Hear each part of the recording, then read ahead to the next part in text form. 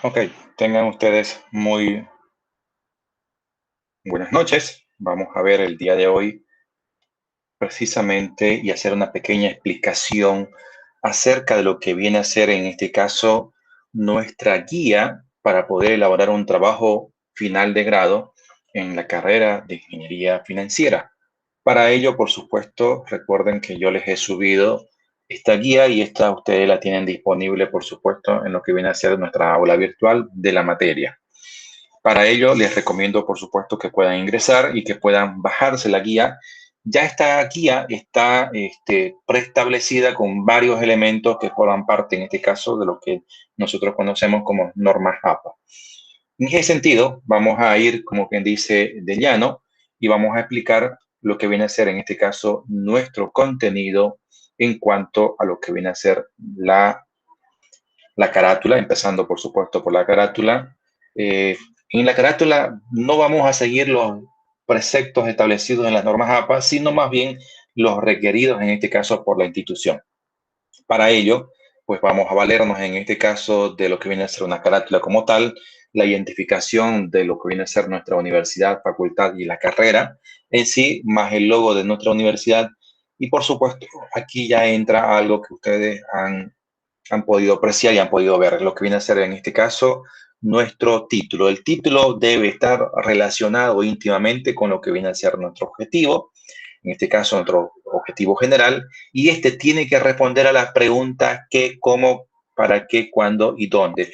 Adicional a eso, es indispensable que su título pues no tenga más de 25 palabras. Para ello les recomiendo en este caso que simplemente puedan seleccionar en este caso lo que viene a ser el título que ustedes tienen y ustedes van a ver en la parte, en este caso inferior izquierda, que acá aparece, por ejemplo, 18 de 1725 palabras. Por consiguiente, si este fuese mi título, pues estaríamos hablando de que está en perfectas condiciones. Bien, bueno, aquí tendré que colocar prácticamente lo que viene a ser el título. Aquí colocan en este caso su nombre completo y por supuesto en este caso ya entramos a la gestión 2021. La dedicatoria es un tema que puede y no puede estar, ¿ya? Es un tema que parte, en este caso, es una opción que tiene la persona que está haciendo la investigación, en este caso nuestros estudiantes, y que pueden colocarlo o simplemente pueden omitirlo. No es obligatorio en este caso a nivel de pregrado, a nivel de lo que viene a ser un perfil de investigación, no es necesario que vaya el tema de la dedicatoria ni tampoco el tema del agradecimiento. Sí, esto ya son elementos indispensables que están presentes en la tesis de grado. Es por eso que yo se los he colocado y por supuesto, no se olviden que cuando hablamos de normas APA, nuestra primera carátula debe ir en este caso sin numeración, la dedicatoria, agradecimientos, resumen, tablas, índices de tablas, de figuras, tablas de contenido, pues tiene que ir en este caso con una numeración alfabética. En este caso utilizamos la I minúscula o los romanos en minúscula para poder precisamente configurar y para poder hacer que aparezca precisamente estos números en formato, por supuesto, como ustedes pueden apreciar y como ustedes lo tienen en este instante. Esto lo he dejado completamente abierto porque en ninguna parte del mundo te van a corregir ni la dedicatoria ni los agradecimientos, porque por supuesto aquí vendrá la información que ustedes consideren pertinente. Agradecerán a Dios, a sus padres, a su familia, a sus amigos, pues a quienes que ustedes consideren pertinentes. El tema de la tabla de contenido es importante que ustedes la vayan desarrollando. Este es el contenido que que está establecido como mínimo necesario en lo que viene a ser la carrera, que yo ya se los he escrito acá. Cuando ustedes ya empiecen a trabajar el documento, pues lo único que van a hacer es simplemente con un clic derecho, simplemente actualizan la tabla y de forma automática, en este caso, la tabla se va a actualizar en este caso de todo el contenido, ¿no es cierto? Bueno, lo mismo hacemos con el tema de los índices de tabla y los índices de figuras o ilustraciones, pues que se vayan a tener y se vayan a colocar de forma eh, inicial. Una vez que hemos terminado el tema de los índices, debemos hacer un salto de sesión para que nos agarre como quien dice, un nuevo capítulo, un nuevo escenario. En este nuevo escenario vamos a colocar una numeración que sea, por supuesto, en este caso ya no alfabética, sino numérica. Y por supuesto tenemos que configurarlo para que aparezca desde la página número 1. Y aquí entramos con lo que viene a ser nuestro capítulo número 1, que viene a ser el planteamiento del problema. Y empezamos a trabajar, como que dice, con el contenido preestablecido para nuestro primer capítulo, que viene a ser los antecedentes del problema. De tal forma que una vez que nosotros hemos identificado la temática que vamos a desarrollar, por supuesto, tenemos que empezar a hablar acerca del problema que nosotros pretendemos llegar a solucionar con nuestra investigación. De tal forma que empezamos a colocar la información que nos permita ir colocando antecedentes, colocando la información adecuada y pertinente para poder explicar, en este caso, el objeto de estudio. En este caso, vamos a hablar de manera práctica de, por ejemplo, de las características que tiene nuestro estudio desde el punto de vista de nuestros antecedentes.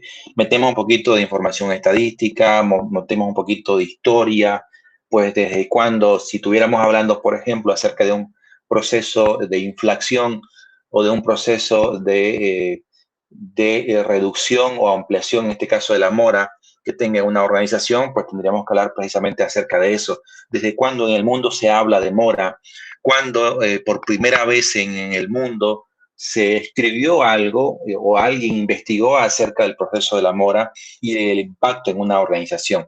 De tal forma que nosotros vayamos colocando, por supuesto, esta información que nosotros vamos a ir teniendo para poder armar nuestros antecedentes. Habíamos mencionado que los antecedentes del problema pues, pueden ser entre una, dos, tres, máximo cuatro páginas. Yo les recomiendo entre una, máximo dos. No es necesario a este nivel de lo que viene a ser un simple perfil lo que viene a ser un trabajo final de grado. Creo que es más que pertinente con una a máximo dos planas. Luego, el punto 1, 2 ya habla de manera concreta, en este caso, de lo que viene a ser el planteamiento del problema. En el planteamiento del problema, lo que vamos a hacer es, por supuesto, presentar el problema de nuestra investigación. Para ello, es indispensable que nosotros identifiquemos de forma inicial dónde se va a hacer la investigación. Si estuviésemos hablando de una organización que es relativamente conocida, pues entonces simplemente debiéramos identificar, en este caso, el nombre de la organización. Pero si esta organización es nueva, no tiene muchos antecedentes o de repente es poco conocida, entonces debiéramos hacer una pequeña descripción, el nombre de la organización y una pequeña descripción donde identifique, por ejemplo, que la organización que estamos estudiando se dedica al rubro de la construcción, al rubro de servicios financieros, seguro, o es una aseguradora o una corredora de seguros. Una pequeña descripción de qué tipo de, en este caso, de institución estamos o se va a desarrollar en este caso la investigación. Luego debemos de colocar, por supuesto, el problema de forma concreta. Esto es indispensable, que nosotros identifiquemos el problema de forma concreta, pertinente y adecuada. Nosotros tenemos que decir, el problema es que la organización que estamos nosotros estudiando, pues, por ejemplo, en los últimos dos bimestres o en el último año ha tenido una reducción en cuanto a sus utilidades. Perfecto, un problema concreto, claro. Hay una reducción en sus utilidades por parte de la organización que está siendo estudiada. Muy bien, entonces eso es lo que tenemos que decirlo y decirlo de forma clara y precisa y concreta y en lo posible y tiene que ser en este caso una norma que el problema por supuesto sea real, es decir, que realmente suceda en la institución en la cual nosotros estamos investigando. Una vez que nosotros hemos desarrollado esto, el siguiente paso es, por supuesto, ya identificar en este caso las causas que generan el problema. ¿Cómo nosotros identificamos las causas que generan el problema? Pues simplemente lo que vamos a hacer es analizar el contexto en el cual se mueve la organización y tratar de identificar si son factores humanos, si son factores ambientales, si son factores socioeconómicos, cuáles son los factores que están haciendo que el problema de la reducción de las utilidades que tiene una empresa X, en este caso, puedan llegar a afectar a la organización, que puedan generar, en este caso, el problema de la reducción. ¿Cuáles son las causas? Por ejemplo, si estuviéramos hablando de una reducción de las utilidades de una empresa X, una de las causas puede ser, por ejemplo, una alta rotación del personal, en lo que el personal no se haya capacitado de forma adecuada, de repente la falta de compromiso del personal, de repente porque la infraestructura no es la adecuada, hay muchos problemas.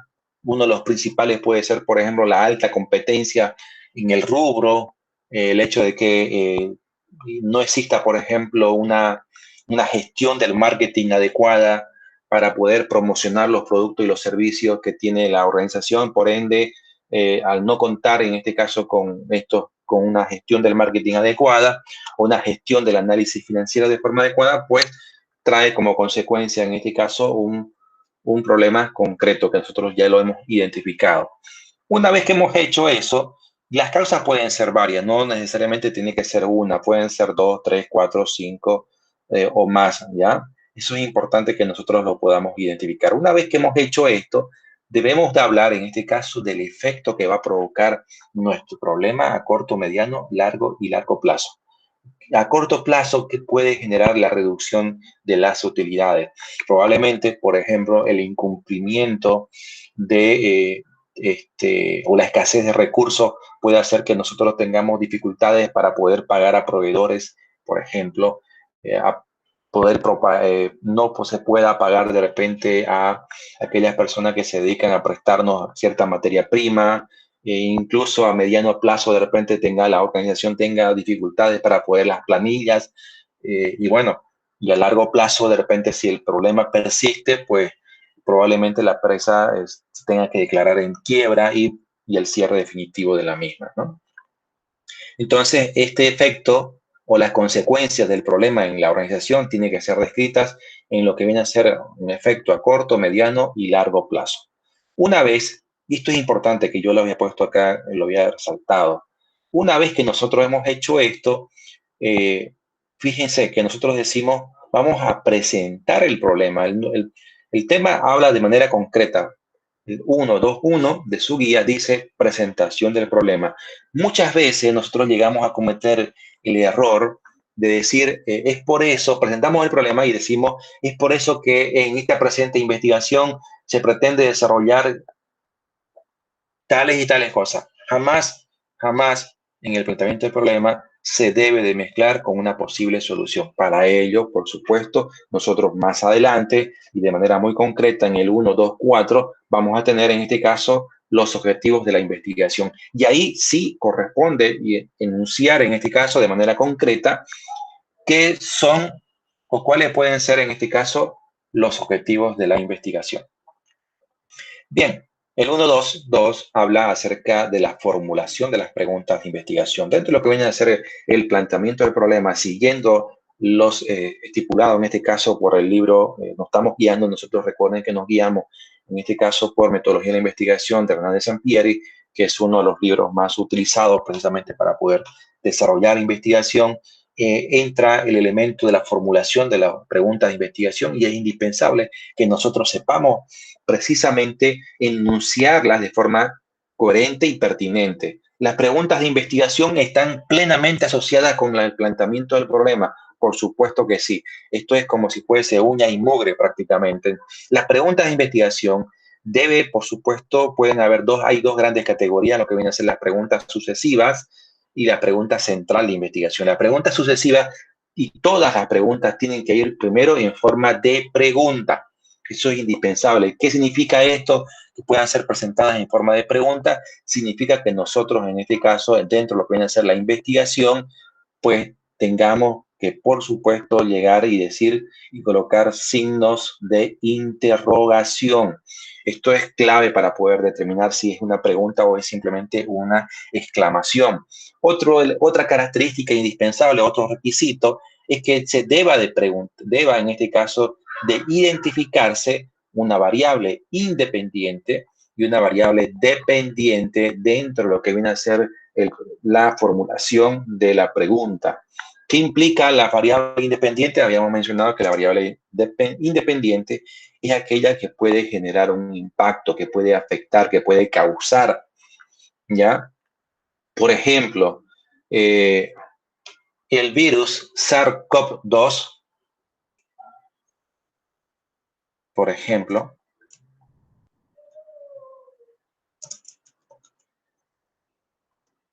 vamos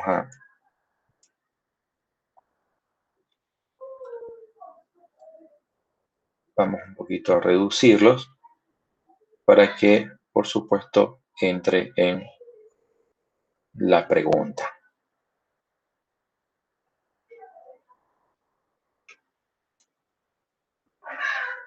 Decíamos, vamos a colocar un 24. La variable independiente, por ejemplo, puede ser el virus SARS-CoV-2. ¿Qué genera este virus? Pues va a generar, por supuesto, que el cuerpo que contenga esta cepa, este virus, pues simplemente tenga una afección conocida de forma vulgarmente como coronavirus, ¿no es cierto? El coronavirus que tiene sus características, ¿no es cierto?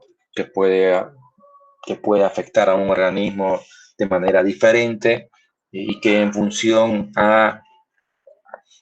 en este caso incluso al tipo de alimentación, en función a la detención temprana o no, pues en este caso este virus puede llegar incluso hasta la muerte, que ya ustedes lo saben perfectamente. Entonces, una persona, y en este caso que está o que de alguna manera, en este caso se ve afectada por el virus, pues puede infectarse, puede precisamente tener un simple resfrío o podemos llegar a tener complicaciones en función a muchos factores que justamente se terminan de haciendo, como quien dice, y que lo estamos viendo nosotros a diario, ¿no es cierto? Entonces, por ejemplo, nosotros decíamos, y aquí tenemos otro ejemplo de cómo podríamos de repente hacer una pregunta clara. Decimos, ¿puede el distanciamiento social reducir el número de casos positivos de COVID-19? El distanciamiento social se convierte en este caso en mi variable independiente. La reducción del número de casos positivos de COVID-19 sería en este caso nuestra variable dependiente.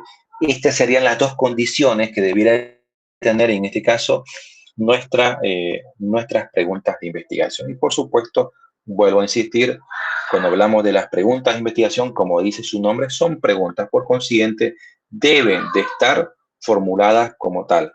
Debe ser presentada como si fuesen preguntas. ¿Ok? Bien.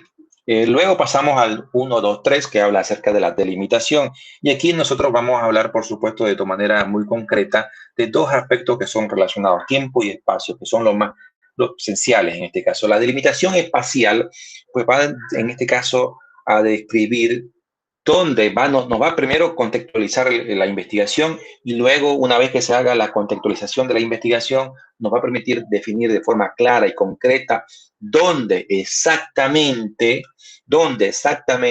se va a desarrollar la investigación. Para ello, debemos nosotros, por supuesto, de indicar en lo posible y a detalle dónde se va a desarrollar nuestra investigación, identificando avenida, calle, municipio, departamento, exactamente dónde se va a desarrollar. Por ejemplo, si fuese una investigación que se va a desarrollar en el Banco Central de Bolivia o en el Banco Mercantil Santa Cruz, de la agencia X que está ubicada en la avenida, por ejemplo, Cristo Redentor, esquina Cuarto Anillo, en el mall Las Brisas.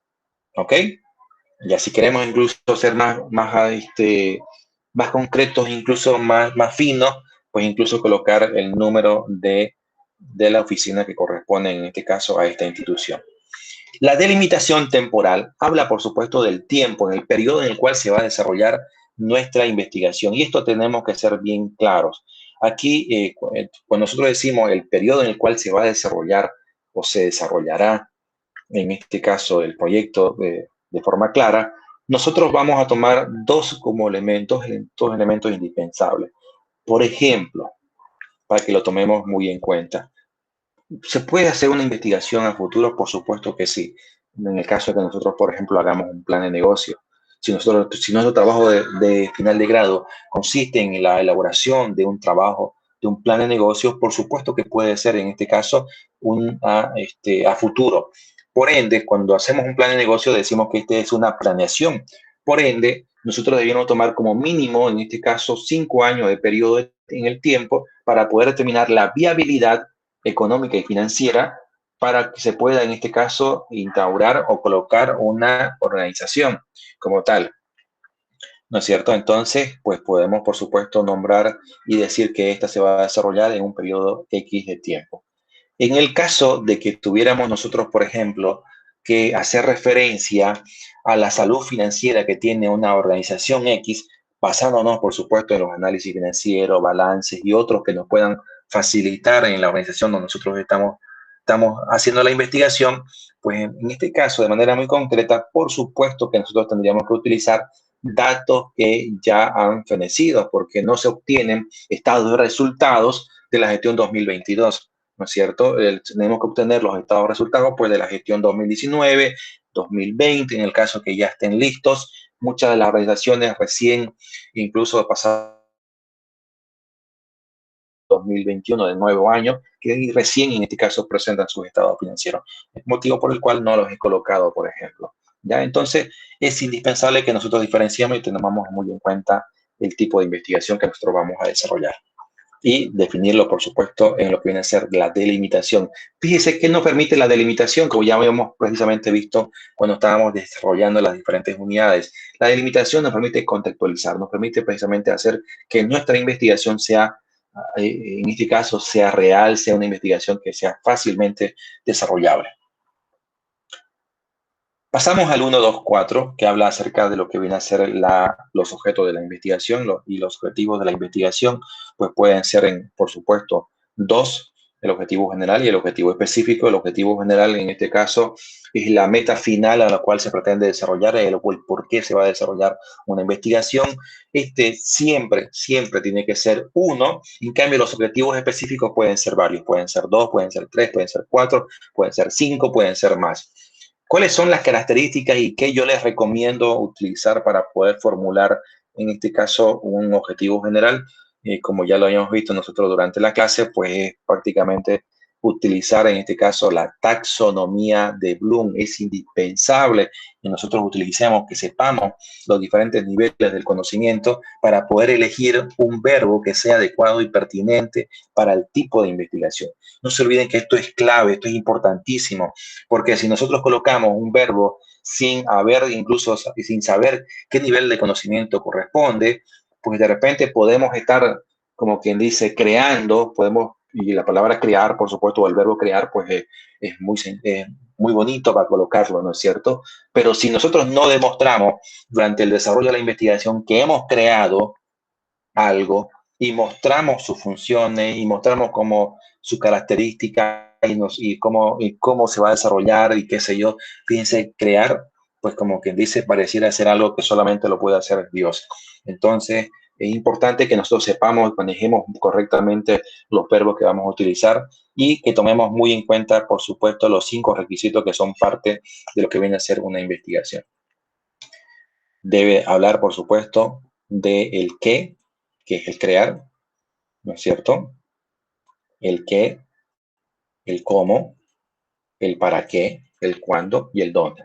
El qué es un verbo que va a tener una terminación en ar, er o ir y que por supuesto va a responder a la taxonomía de Bloom. El cómo es la estrategia, es la técnica que yo voy a utilizar para poder alcanzar el qué. Y el para qué será, por supuesto, el fin. ¿Por qué estoy haciendo esta investigación? El cuándo y el dónde, pues prácticamente aquí entra lo que viene a ser, y esto tendría que estar acorde a lo que viene a ser lo que ya habíamos visto justamente acá, en lo que es la delimitación. El cuándo y el dónde no es más que lo que viene a ser la delimitación, en este caso espacial, o mejor dicho, temporal y espacial. ¿Cuándo? Pues donde nosotros le hemos dicho si va a ser un plan de negocio en la gestión 2021, 2026 y el dónde, pues si nosotros hemos dicho que va a ser en el Banco Central de Bolivia, pues tendrá que decir precisamente que se va a desarrollar en ese lugar. En cambio, lo que vienen a ser los objetivos específicos responden solamente a las preguntas qué, cómo y para qué. No responde, en este caso, a la totalidad de las 5 preguntas. El que lo mismo tiene que ser, en este caso, desarrollado en función a lo que viene a ser la taxonomía de Bloom. El cómo es la estrategia, la técnica que me va a permitir alcanzar el qué. Y el para qué, por supuesto, es el fin. De tal forma, hayamos mencionado que estos pueden ser los pasos o los peldaños necesarios para poder alcanzar, en este caso, nuestro objetivo general. Entonces, los pasos que me van a permitir llegar a mi objetivo general son los objetivos específicos. De tal forma que, por supuesto, esto es indispensable que nosotros lo tengamos muy, muy acorde y que lo sepamos precisamente manejar de forma adecuada y pertinente. Pasamos a la justificación, que es otro elemento indispensable y que está dentro de lo que viene a ser la guía. La justificación es el motivo, el por qué nuestra investigación debe desarrollarse. La justificación no es otra cosa que simplemente el poder explicar por qué nuestra investigación debe de llevarse a cabo. De tal forma que, por supuesto, nos permita explicar el impacto que va a tener nuestra investigación desde el punto de vista social, desde el punto de vista práctico, teórico, y por supuesto podemos hacer una justificación personal e incluso académica. Esto va a depender, por supuesto, de las características que ustedes consideren pertinentes. Sin embargo, yo les recomiendo que podamos, por supuesto, hacer una investigación que vaya en ese sentido, relacionada de forma muy clara, muy pertinente, muy sabia, con simplemente 3 tipos de justificación: teórica, práctica y metodológica, en el caso que sea, ¿ya? Según las recomendaciones de lo que viene a ser Hernández Sampieri. El 1.3 ya pasamos a lo que viene a ser ya la segunda etapa de lo que viene a ser la guía. El 1.3 habla un poquito de lo que viene a ser la metodología que se va a seguir. Y el 1.3.1 habla acerca del diseño de investigación. Habíamos visto en lo que viene a ser el diseño que son 2 grandes tipos de diseño, los diseños experimentales y los no experimentales.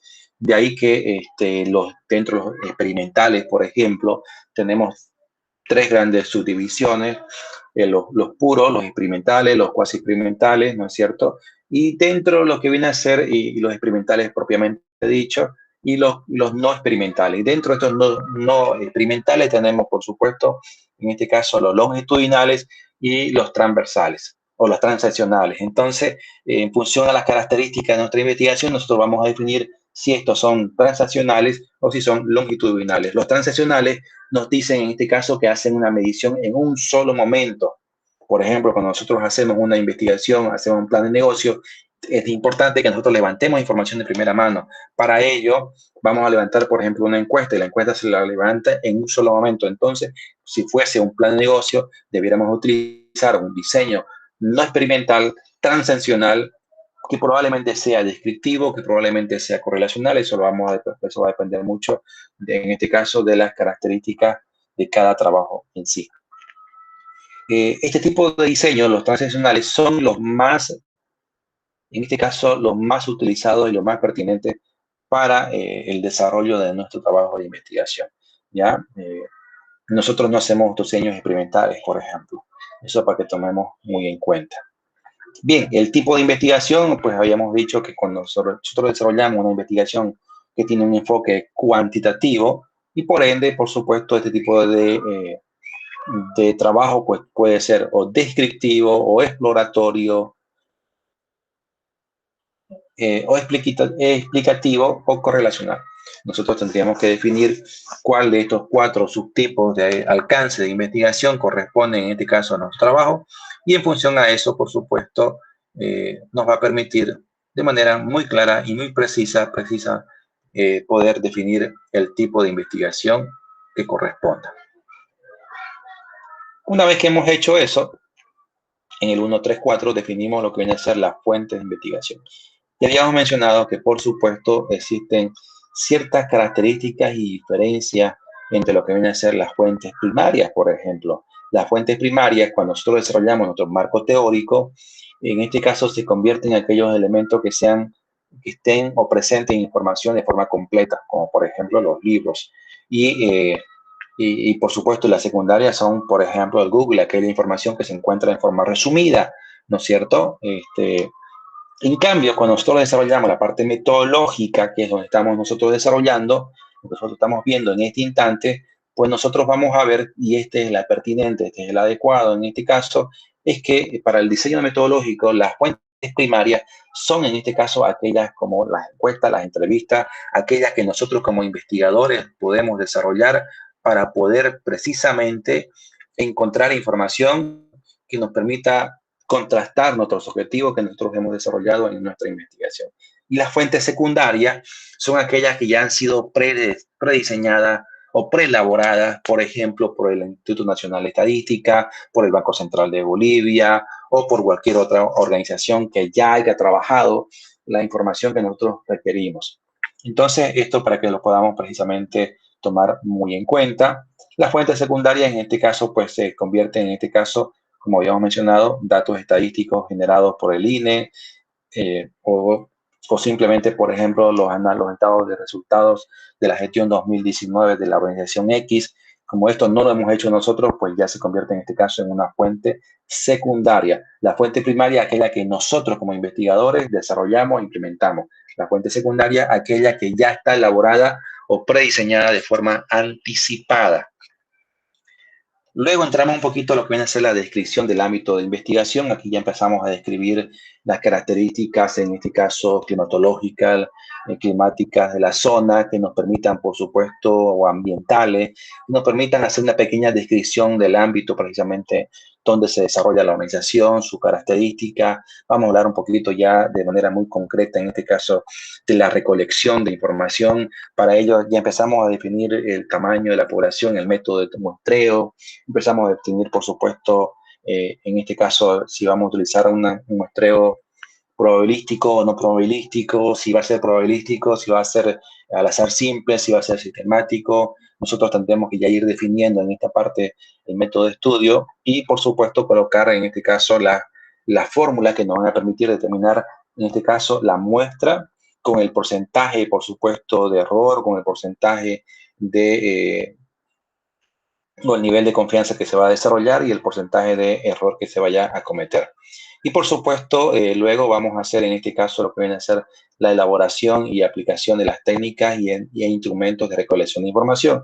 Para ello, yo les había mencionado que vamos a utilizar lo que viene a ser la matriz de consistencia de actividades y tareas. Y esta no es más que una tabla donde nosotros vamos a incorporar, en este caso, tres grandes columnas donde colocamos los objetivos, las actividades necesarias para alcanzar el objetivo y las tareas que se van a desarrollar para alcanzar cada una de las actividades, de tal forma que nos permita esta matriz llegar a contrastar, de llegar a, por supuesto, a desarrollar los pasos que nosotros vamos a seguir para poder precisamente llegar a demostrar lo que nosotros habíamos dicho.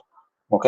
Para ello es indispensable que en el caso de las tareas esté lo más detallado posible para que, por supuesto, esta nos facilite y nos permita tener como una especie de guía que nosotros debiéramos desarrollar cuando decidamos convertir este perfil de trabajo final de grado en una tesis de grado o en un trabajo que nos permita, por supuesto, obtener el nivel de licenciatura.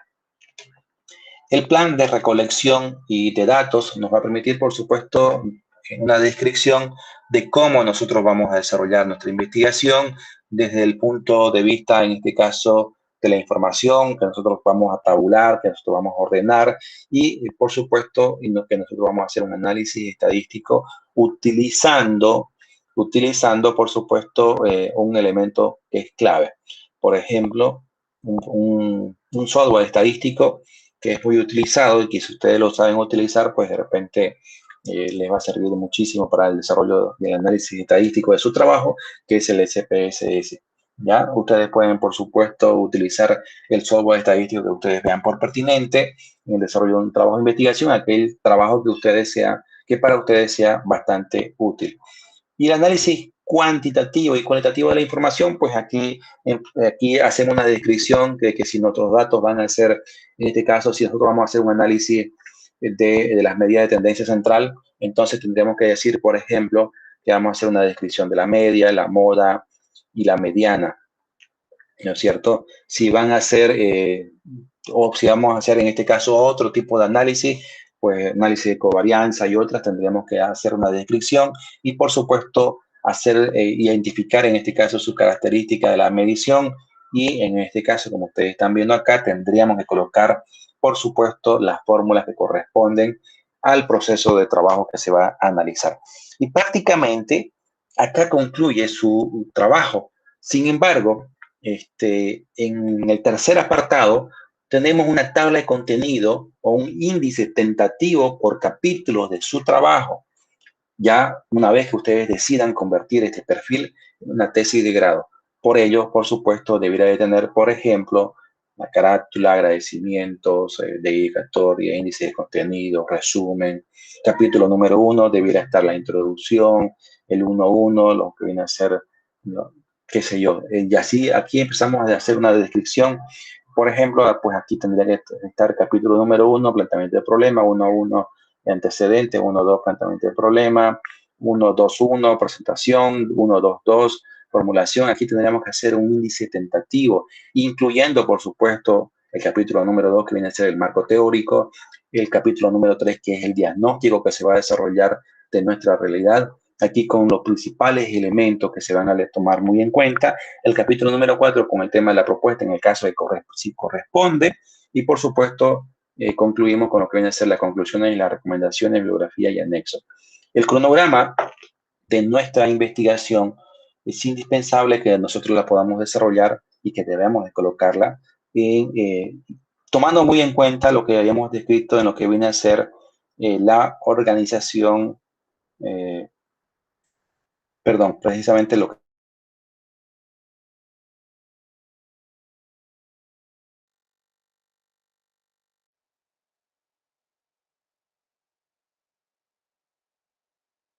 investigación, la llevamos a nuestro cronograma y por supuesto luego definimos los periodos de tiempo en el cual se va a ejecutar cada una de las actividades y utilizamos, yo les recomiendo que podamos utilizar Microsoft Excel, pero que a través de Microsoft Excel podamos utilizar un diagrama de Gantt. ¿Ok? Esto, por si acaso, los diagramas de Gantt normalmente se utilizan o se hace con Microsoft Project. ¿Ya? Si lo quieren hacer de forma profesional y si ustedes tienen los conocimientos adecuados y pertinentes, pues les recomiendo en este caso Microsoft Project. Si no lo tuviesen porque de repente es un poquito complicado, de repente no lo tienen en el software y es necesario comprarlo, pues simplemente les recomiendo que utilicen Microsoft Excel y que a través de Microsoft Excel pues puedan hacer el diagrama de Gantt con cada una de las actividades que se van a desarrollar y los periodos y estableciendo el periodo de inicio y de fin de cada una de ellas. Si ustedes no saben utilizar el Excel de forma adecuada y pertinente, pues les recomiendo que puedan utilizar, por ejemplo, YouTube y que puedan ver, en este caso hay muchos, pero muchos ejemplos, muchos videos que te van a explicar, que te van a enseñar paso a paso cómo vas a desarrollar un diagrama de Gantt siguiendo con la misma característica que Microsoft Project, pero desarrollado en Microsoft Excel. Y por supuesto, finalmente entra lo que viene a ser el tema de la referencia bibliográfica. Para ello, vuelvo a insistir, esto es, por ejemplo, con el ejemplo que yo les he mostrado acá, esto se ha conformado en este caso de forma automática. Es decir, para ello, para poder introducir dato a dato o en este caso una referencia bibliográfica cita a cita, pues simplemente yo me vengo aquí en referencias, en insertar cita y yo pues le voy a decir, por supuesto, insertar una nueva referencia bibliográfica. Aquí nos da la opción, por supuesto, vamos a trabajar con el tema de las normas APA y nos da la opción para poder introducir los datos si esta ha sido obtenida de un libro, de una sesión, de una revista, de un periódico, de un acta de conferencia, de un informe, de un sitio web, pues nos da muchísimas opciones. Una vez que hemos elegido, pues empezamos a simplemente introducir los datos que corresponden, como viene a ser en este caso el nombre del autor, el título, el año de la publicación, la ciudad, la editorial y, por supuesto, si nosotros le damos un pequeño clic acá, aparecen o se desglosa en este caso otra serie de datos que son indispensables como el país, la editorial, el editor, el volumen y otros datos, el año de consulta en el caso de que fuese un documento extraído de una página web, el año de consulta, el mes y el día de la consulta que se ha desarrollado y por supuesto la dirección URL donde por supuesto se ha desarrollado o hemos bajado el documento. Identificando, una vez que hacemos eso, pues ya está, tendríamos en este caso una referencia bibliográfica más y venimos acá y simplemente le decimos con un clic derecho actualizar los datos y de forma automática ya en este caso nos desarrolla nuestras referencias como tal como corresponde. Y fíjense, y bueno, en el caso de anexo, en el caso de que fuese necesario, los anexos no son obligatorios. Esto es indispensable que ustedes lo sepan. No son obligatorios para que ustedes aparezcan. ¿Cuándo se coloca anexo? Cuando vos tenés, por ejemplo, información importante que de repente, por ejemplo, si para el tema de tu tesis, sí, sí es importante porque lo que vos vas a colocar, por ejemplo, en resultados vas a colocar los gráficos pero de repente vos crees, y es importante que pues, los análisis estadísticos aparezcan en los anexos y por supuesto vos los vas a colocar acá. En resultados vas a colocar tus gráficos, gráficos de torta, lo que vayas a elegir, los gráficas de barra, los colocas en resultados y en anexos colocar los índices o el análisis estadístico desarrollado precisamente para cada una de las variables que has analizado. Entonces, eso es importante que lo puedan tomar muy en cuenta y la importancia que tiene anexos es precisamente eso. No se olviden que el documento tiene que estar desarrollado bajo los criterios de las normas APA. Para ello, por supuesto, también yo ya les había indicado que las normas APA tienen un diseño que tienen sus características. Si bien hoy en día con la última versión de las normas APA pueden trabajar con Arial, con Calibri, tienen varias opciones, pues yo les recomiendo, a mí me gusta, por ejemplo, de forma particular, trabajar con Times New Roman tamaño número 12 y bueno, y todo lo demás y ya ustedes saben perfectamente. Muy bien, pues creo que con esta explicación espero que les sirva en este caso para poder comprender un poco más y que les facilite en el momento de elaborar su trabajo final de grado. Con esto y conmigo, por supuesto, hasta una siguiente oportunidad.